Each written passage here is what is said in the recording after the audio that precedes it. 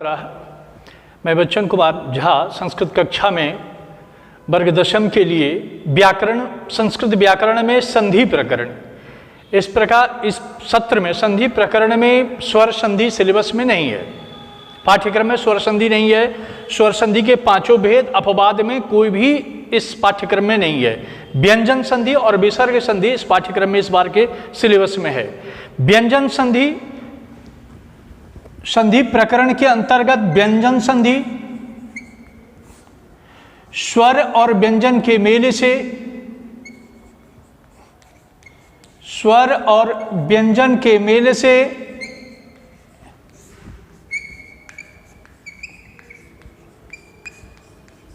व्यंजन में जो विकार उत्पन्न होता है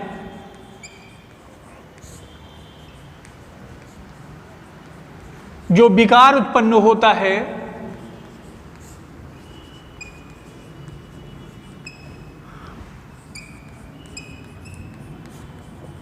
उसे व्यंजन संधि कहते हैं।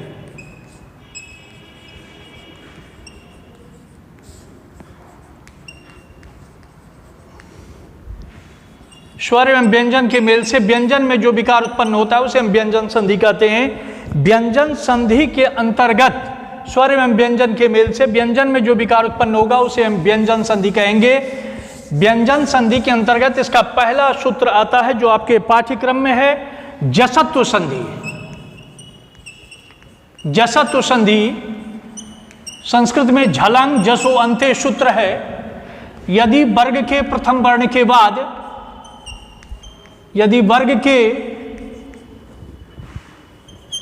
प्रथम वर्ण के बाद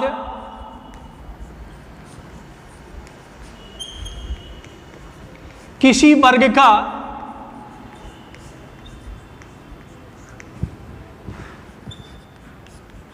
तृतीय या चतुर्थ वर्ण रहे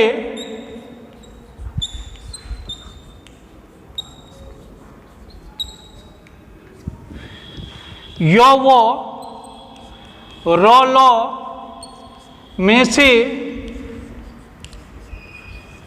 कोई वर्ण रहे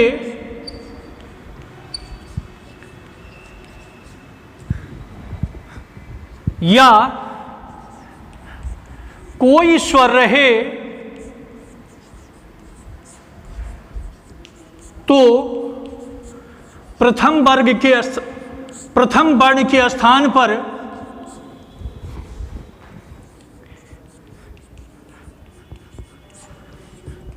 उसी वर्ग का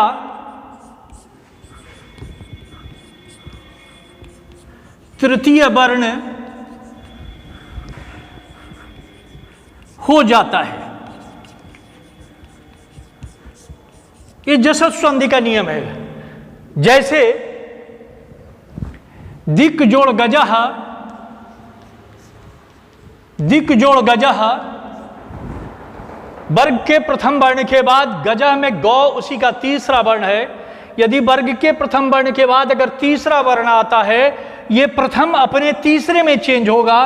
कौ में हलंत है, ये आधा कौ है तो बराबर आधा गौ होकर के दिग्गजह होगा।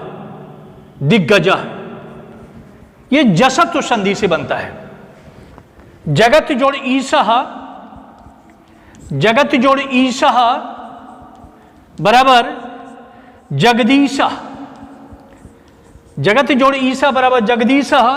तवर का प्रथम वर्ण तो है और उसके बाद ये स्वर है। तो मैंने लिखा यदि वर्ग के प्रथम वर्ण के बाद कोई स्वर रहे तो ये प्रथम अपने तीसरे में चेंज होगा। तवर का प्रथम वर्ण तो है, उसका तीसरा तो थो दो, दो में हलंत लगा रहेगा, उसमें दीर्घिकार जुटेगा तो दी होगा, सा का स हो जाएगा जगदीशः। तत् जोड़ रूपम बराबर तद्रूपम। तवर का प्रथम वर्ण तो है, यो रो में रो है तो ये अपने तीसरे में चला जाएगा तो थो दो, तद्रूपम ये जसत्व संधि से हो गया।